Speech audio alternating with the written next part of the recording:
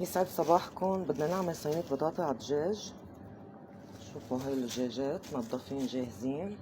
هون قطعت بطاطا، هون عنا دبس بندورة، توم، حامض، زيت نباتي وزيت زيتون، وهون عنا كزبرة، ملح، زنجبيل، هيل، كركم، قشور الحامض، فلفل اسود، رشة قرفة، بابريكا مدخنة، 7 بهارات معلقة صغيرة، وهون عنا دبس فليفلة.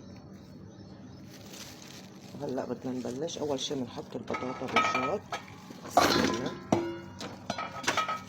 وهلا بدنا ننزل كباية الحامض، وبعدين بننزل كباية الزيت، وهلا بننزل الملح والتوابل،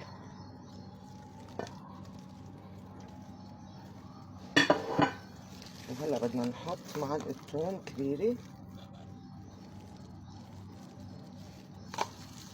وهلا بدنا ننزل الدجاج معهم.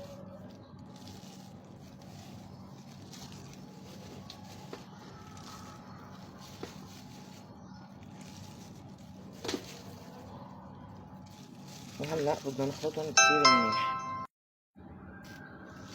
وهلا حطيت البطاطا بقلب الصينية، وهلا بدي احط الدجاج فوقهم. بسم الله.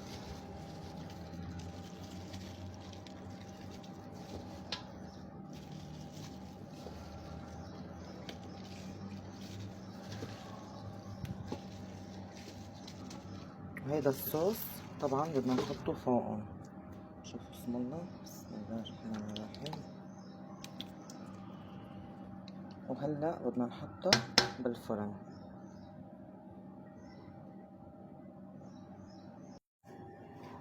وهيك صاروا جاهزين.